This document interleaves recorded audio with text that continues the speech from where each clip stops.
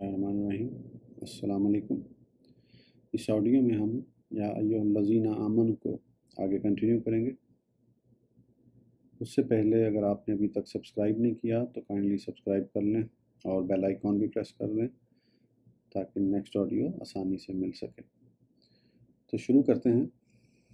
مقالہ 4 یعنی مقالہ نمبر 4 سورہ البقرہ 172 سے 173 یعنی 172 to 173۔ اے ایمان والو، کھاؤ پاکیزہ چیزوں سے جو ہم نے تم کو دیں اور اللہ کا شکر کرو اگر تم اسی کی عبادت کرتے ہو۔ اس کے سوا کچھ نہیں کہ اللہ نے تم پر حرام کیا ہے مردار اور خون اور سور کا گوشت اور وہ جانور جس پر ذبح کے وقت غیر اللہ کا نام پکارا گیا ہو، تو جو بھوک سے بے تاب ہو جائے جبکہ نہ فرمان نہ ہو اور نہ حد سے بڑھنے والا ہو تو اس پر کوئی گناہ نہیں۔ بے شک اللہ بہت بخشنے والا بے حد رحم فرمانے والا ہے۔ اے ایمان والو، اللہ کی عطا کردہ پاکیزہ چیزیں کھاؤ اور اس کی نعمتوں پر اللہ ہی کا شکر ادا کرتے رہو۔ اگر تم واقعی اس کی عبادت کرتے ہو کہ حرام و ناپاک غذا اور ناشکر کے ساتھ عبادت کا دعویٰ، متقی و پرہیزگار ہونے کا دعویٰ بڑا ہی مضحکہ خیز ہے، بے سود اور بے فائدہ ہے۔ اس کی پیدا کردہ بے شمار غذائیں تمہارے لیے حلال ہیں، صرف مردار، خون، خنزیر اور جس پر بوقت ذبح اللہ کے سوا کسی اور کا نام لیا جائے حرام ہیں۔ پھر تم پر تعجب ہے حلال کھانا چھوڑ کر تم حرام استعمال کرتے ہو، جبکہ اس میں بھی تمہارے لیے یہ سہولت دی گئی ہے کہ اگر حلال میسر نہ آئے اور جان کا خطرہ ہو تو جان بچانے کے لیے تم ضرورت کے مطابق حرام کھا سکتے ہو۔ اس صورت میں تم پر کوئی گناہ نہ ہوگا، لیکن بوجہ مجبوری تم نے جو کچھ کھایا اس کو حلال نہ سمجھ لینا وہ حرام ہی ہے، لیکن اللہ اپنے فضل و کرم سے تم سے وعدہ فرماتا ہے کہ وہ تمہاری مجبوری کے سبب تمہیں بخش دے گا، وہ بہت ہی بخشنے والا رحم فرمانے والا ہے۔ طیبات، ایسی پاکیزہ چیزیں جو شرعاً حلال ہوں، حلال ذرائع سے حاصل کی گئی ہوں، نیز طبعاً پسندیدہ ہوں۔ حرام، وہ چیزیں جن کا استعمال اللہ یا اس کے رسول صلی اللہ علیہ وآلہ وسلم نے ممنوع قرار دیا ہو۔ میتا، وہ جانور اگرچہ حلال ہو لیکن مردار ہو گیا ہو، خود مر جانے کی وجہ سے یا مار دیا گیا ہو، شریعت کے مطابق ذبح نہ کیا گیا ہو۔ ما اغل بہ لغیر اللہ، جس جانور کو ذبح تو کیا گیا ہو لیکن بوقت ذبح اللہ کا نام نہ لیا گیا ہو، بسم اللہ اللہ اکبر نہ کہا گیا ہو، بلکہ غیر اللہ مثلا کسی بت یا کسی شخص کا نام لیا گیا ہو۔ استرار، ایسی حالت جس میں جان جانے کا یقین ہو چکا ہو۔ باغ، جان بوجھ کر اللہ اور اس کے رسول کی نافرمانی کرنے والا، بغاوت کرنے والا۔ عادن، شریعت کی مخصوص اجازت کو بہانہ بنا کر اس کا سہارا لے کر قوانین شریعت سے تجاوز کرنے والا۔ آیات مذکورہ میں اہل ایمان کو جو احکام دیے جا رہے ہیں وہ یہ ہیں: اللہ کی دی ہوئی پاکیزہ چیزیں کھاؤ، اللہ کا شکر ادا کرتے رہو۔ میتا، دم، خنزیر اور وہ جانور جس پر بوقت ذبح اللہ کا نام نہ لیا گیا ہو تمہارے لیے حرام ہیں۔ استرار کی حالت میں جان بچانے کے لیے سب کچھ کھا سکتے ہیں۔ انہی احکام سے متعلق ہم ضروری باتیں عرض کرتے ہیں۔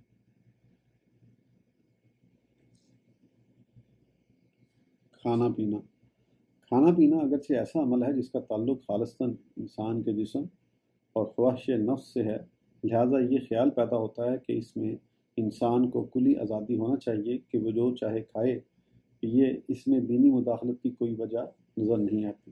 یہ خیال ایسے ہی ذہنوں میں پیدا ہو سکتا ہے جو یا تو دین سے بالکل آزاد ہیں اور یا دین کی وسعت کا علم نہیں رکھتے، جبکہ حقیقت یہ ہے کہ دین ایسے قانون الہی کا نام ہے جو انسان کی زندگی کے ہر عمل پر کنٹرول کرتا ہے اور ایسے اعمال کا حکم دیتا ہے جو اس کے لیے ہر اعتبار سے مفید ہوں۔ کھانا پینا انسان کی زندگی کا نہایت ہی اہم عمل ہے جس پر اس کے سارے کاموں کا دار و مدار ہے کہ غذا ہی انسان کے جسم کو قوت و طاقت فراہم کرتی اور صحت مند رکھتی ہے، اور اسی سے جسم مختلف امراض کا شکار ہوتا ہے۔ علاوہ ازیں غذا انسان کے اخلاق و کردار اور اس کے عادات و اطوار پر بھی اثر ڈالتی ہے۔ غذا کے مفید یا مضر ہونے کا علم اللہ سے زیادہ کس کو ہو سکتا ہے کہ وہی ہر چیز کا خالق ہے اور اسی نے انسان کو پیدا فرمایا، بس وہی یقینی طور پر جانتا ہے کہ کون سی چیز انسان کے لیے مفید اور کون سی مضر ہے، لہذا اس نے مضر چیزوں کو انسان کے لیے حرام قرار دیا اور مفید کو حلال۔ دین پر عمل کرنے والے بڑے خوش نصیب ہیں کہ وہ کھانے پینے سے متعلق احکام کی تعمیل کر کے بے شمار جسمانی اور اخلاقی امراض سے محفوظ ہو جاتے ہیں۔ کھانے پینے کی وہ تمام چیزیں جو حرام کی گئی ہیں انسان کے لیے کسی نہ کسی اعتبار سے مضر ہیں۔ یہی وجہ ہے کہ ان کی حرمت صرف ہماری شریعت ہی میں نہیں ہے بلکہ ہم سے پہلی امتوں پر بھی وہ حرام تھیں۔ ہاں، بعض چیزیں جو پچھلی امتوں پر بطور سزا حرام کی گئی تھیں وہ ہمارے لیے حلال کر دی گئیں۔ علاوہ ازیں مومن کا حال عام انسانوں جیسا نہیں ہو سکتا کہ وہ دوسروں کی طرح آزاد رہے، جو چاہے کرے، جو چاہے کھائے پیے۔ مومن نے تو ایمان اختیار کر کے اللہ سے سودا کر لیا ہے، اب وہ اللہ اور اس کے رسول کا غلام ہے۔ غلام اپنے کسی عمل میں آزاد نہیں ہوتا، مومن آزاد نہیں، اس کا کھانا پینا تو درکنار کھانے پینے کے اوقات حتیٰ کہ سونا جاگنا بھی اللہ اور اس کے رسول کے حکم کے مطابق ہوتا ہے۔ یہ غلامی نہیں تو اور کیا ہے کہ نماز کا وقت ہوتے ہی ہمیں اپنا ضروری سے ضروری کام چھوڑنا پڑتا ہے۔ فجر کا وقت ہوتے ہی میٹھی نیند زہر ہو جاتی اور آرام دہ بستر کاٹنے لگتا ہے۔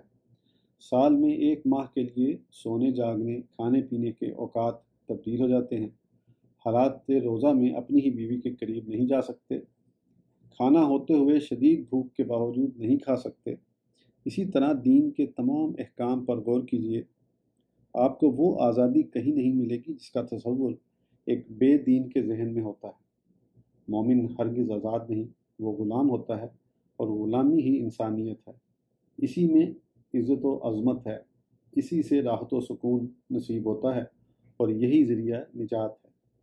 بلکہ حقیقت یہ ہے کہ یہی غلامی آزادی ہے کہ ذلیل ترین غلام وہ ہے جو ہوا و حوث کا غلام ہو کہ وہ کرے جو اس کا نفس کرائے۔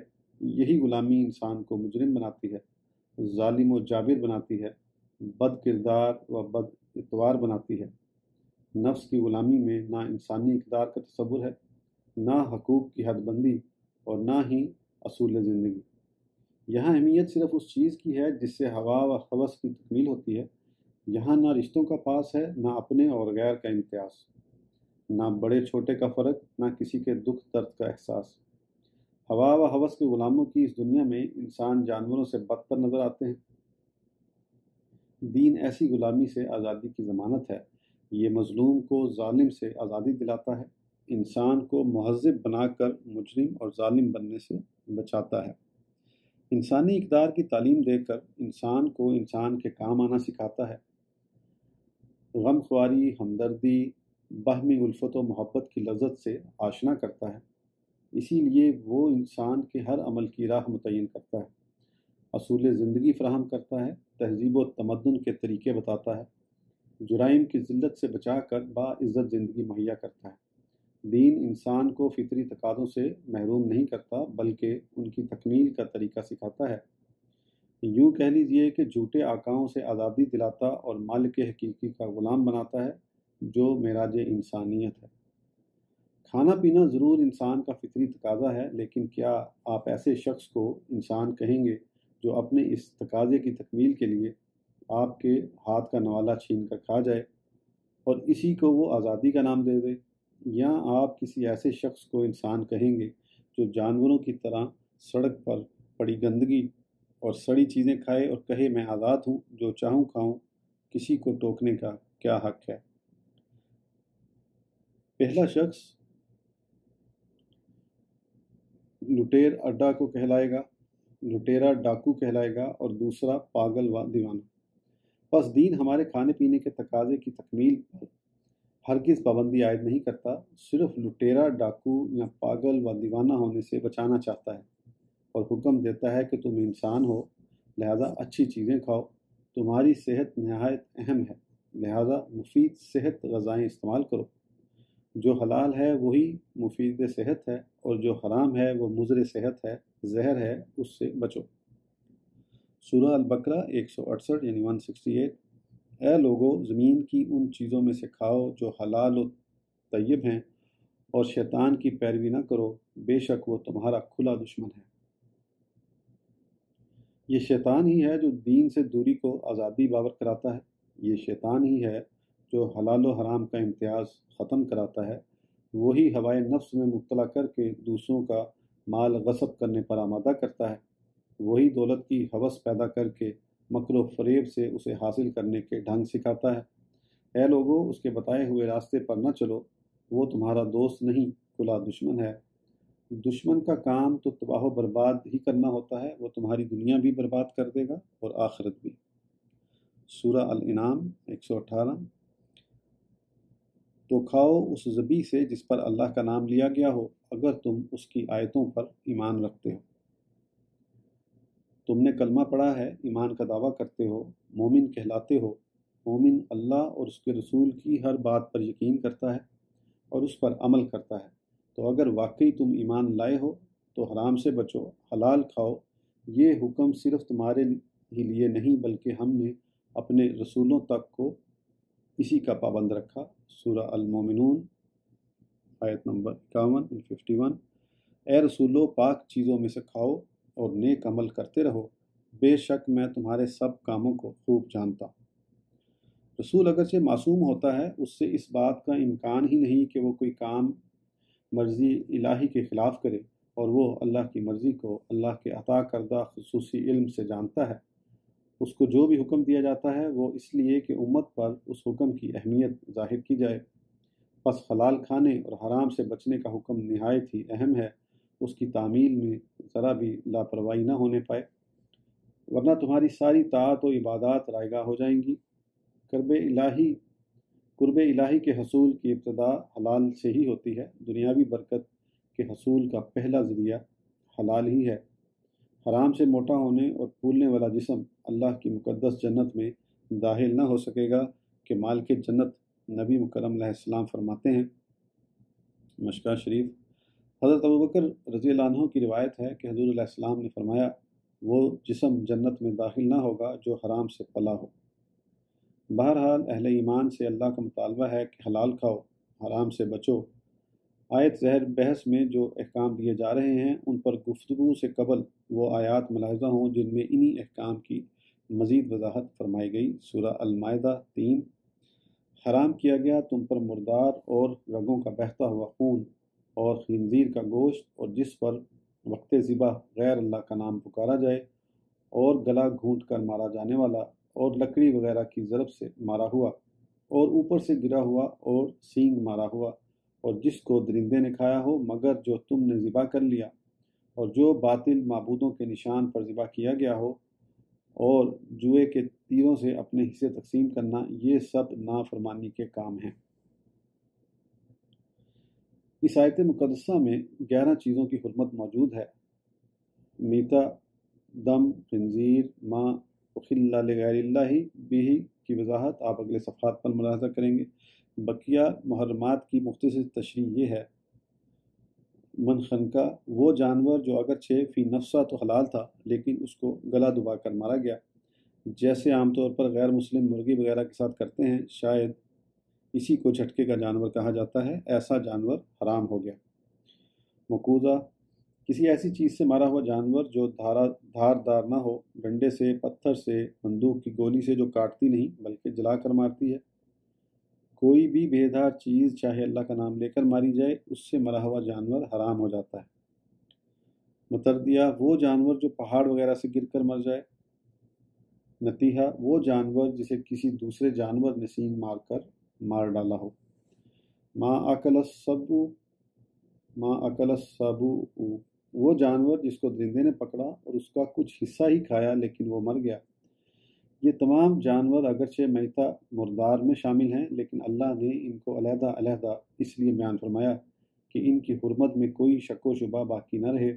ان جانوروں کی حرمت ان کی موت سے ہے، لیکن اگر مرنے سے پہلے انہیں اللہ کا نام لے کر ذبح کر لیا گیا تو یہ حلال ہیں، بشرطے کہ جانور فی نفسہ حلال ہو۔ ما ذبح علی النصوب، وہ جانور بھی حرام ہیں جو بت خانوں میں لے جا کر بتوں کے نام پر ذبح کیے جاتے ہیں، جیسا کہ مشرکین نزول قرآن کے دور میں کیا کرتے تھے اور آج تک کرتے ہیں۔ ان کی حرمت کا اصل سبب بھی یہی ہے کہ ان کو ذبح کرتے وقت اللہ کا نام نہیں لیا جاتا بلکہ بتوں کا نام لیا جاتا ہے۔ لہٰذا اگر کسی مسلمان کے ہاتھ ایسا جانور آ گیا اور اس نے بسم اللہ اللہ اکبر کہہ کر اسے ذبح کیا تو وہ حلال ہوگا۔ یہی صورت ان جانوروں کی ہے جو جاہل مسلمان مزارات وغیرہ پر لے جاتے ہیں، جانور کو مزار کے گرد گھماتے ہیں یا اس کے اوپر سے اتارتے ہیں پھر ذبح کرتے ہیں۔ اگرچہ یہ عمل نہایت ہی جاہلانہ اور احمقانہ ہے، سخت گناہ ہے کہ اس میں مشرکین سے مشابہت ہے، نیز صاحب مزار کو اس غیر شرعی عمل سے خوشی نہیں بلکہ سخت تکلیف ہوتی ہے۔ مزارات کے خدام کی ذمہ داری ہے کہ وہ جاہلوں کو ایسے غیر شرعی کاموں سے منع کریں۔ تاہم اس جانور کا گوشت حلال ہے کیونکہ کسی بھی مسلمان کے متعلق یہ بدگمانی نہیں کی جا سکتی کہ وہ اتنا جاہل ہو جائے گا کہ بوقت ذبح بھی جانور پر اللہ کی بجائے کسی بزرگ یا ولی کا نام لینے لگے، اور اگر العیاذ باللہ کسی نے ایسا کیا تو یہ شرک صریح ہوگا، اسے توبہ لازم ہے اور جانور حرام ہوگا۔ آخر میں جوئے کے تیروں سے فال لے کر اس پر کام کی ابتدا کا دار و مدار کرنے یا اس سے دولت کمانے کی ممانعت کی جا رہی ہے، جس کا مشرکین میں عام رواج تھا کہ جب کسی کام کا ارادہ کرتے تھے تو 3 تیر لیتے تھے، ان سے فال نکالتے تھے، اس طرح وہ تیروں سے جوا کھیلتے تھے۔ اللہ نے اس کو بھی حرام قرار دیا۔ ہمارے دور میں بھی یہ طریقہ جاری ہے، اب تیر تو نہیں استعمال ہوتے لیکن دوسرے طریقوں سے فال نکالی جاتی ہے، یا دولت کمانے کے لیے مختلف قسم کی لاٹریوں کا طریقہ رائج ہے۔ اسلام ان لغویات کی اجازت ہرگز نہیں دیتا بلکہ یہ تعلیم دیتا ہے کہ کسی کام کے کرنے سے پہلے اس کی شرعی حیثیت کا جائزہ لیا جائے، اگر وہ جائز ہو تو اس میں کامیابی کے امکانات پر اللہ کی عطا کردہ عقل سے غور کیا جائے، اور جب عقل کامیابی کی امید دلائے تو اللہ پر بھروسہ کر کے اس کا آغاز کر دیا جائے، انجام اللہ کے سپرد کر دیا جائے، اسی کو توکل کہتے ہیں۔ نیز دولت کمانے کے لیے لاٹریوں اور جوئے کے دیگر طریقوں کو نہ اپنایا جائے بلکہ محنت و مشقت سے اپنا رزق تلاش کیا جائے۔ اسی سورہ مائدہ میں پھر ارشاد ہو رہا ہے، المائدہ آیت نمبر 87، 88، اے ایمان والو، مت حرام قرار دو ان پاکیزہ چیزوں کو جنہیں اللہ نے تمہارے لیے حلال کیا، اور حد سے تجاوز نہ کرو، بے شک اللہ حد سے تجاوز کرنے والوں کو پسند نہیں فرماتا، اور کھاؤ اللہ کے دیے ہوئے رزق سے حلال پاکیزہ، اور اللہ سے ڈرتے رہو جس پر تم ایمان رکھتے ہو۔ سورہ انعام میں ارشاد ہوتا ہے، الانعام 121 یعنی 121، اور مت کھاؤ اس سے جس پر بوقت ذبح اللہ کا نام نہ لیا گیا ہو، اور بے شک وہ کھانا گناہ ہے، اور بے شک شیطان وسوسے ڈالتے ہیں اپنے دوستوں کے دلوں میں تاکہ وہ تم سے جھگڑا کریں، اور اگر تم نے ان کا کہا مان لیا تو بے شک تم مشرک ہو جاؤ گے۔ اسی صورت میں مزید وضاحت کے ساتھ فرمایا گیا، سورہ الانعام 145 یعنی 145، آپ فرما دیجئے میں نہیں پاتا اس وحی میں جو میری طرف کی گئی ہے کہ کسی کھانے والے پر کوئی حرام کی ہوئی چیز جسے وہ کھاتا ہے مگر یہ کہ وہ مردار ہو یا خون بہتا ہو یا خنزیر کا گوشت، کیونکہ بے شک وہ نجس ہے، یا نافرمانی کے لیے ذبح کے وقت جانور پر غیر اللہ کا نام پکارا گیا ہو، پھر جو مجبور ہو جائے، نہ سرکشی کرنے والا ہو نہ حد سے بڑھنے والا ہو، تو بے شک آپ کا رب بہت بخشنے والا بہت رحم فرمانے والا ہے۔ ان تینوں آیات کا بنیادی مضمون تقریباً ایک ہی ہے کہ حلال کو حرام قرار دینے کی ممانعت فرمائی گئی، طیبت استعمال کرنے کی تاکید کی جا رہی ہے، حرام جانوروں سے بچنے کی تاکید ہے۔ اسی مضمون کو پھر سورہ نحل میں دہرایا گیا، ارشاد ہوتا ہے، النحل 114، 115، پس کھاؤ اس سے جو رزق تمہیں اللہ نے دیا جو حلال و طیب ہو، اور شکر کرو اللہ کی نعمت کا اگر تم اس کی عبادت کرتے ہو، سوائے اس کے کچھ نہیں کہ اس نے تم پر حرام کیا مردار اور خون اور خنزیر کا گوشت، اور جس پر غیر اللہ کا نام پکارا جائے، بس جو مجبور ہوا، نہ نافرمانی کرنے والا ہو اور نہ حد سے بڑھنے والا، تو بے شک اللہ بہت بخشنے والا، رحم فرمانے والا ہے۔ آج کی آڈیو کے لیے اتنا ہی، پھر انشاءاللہ اگلی آڈیو میں آگے کنٹینیو کریں گے۔ اس وقت تک کے لیے اجازت دیجیے۔ اللہ حافظ۔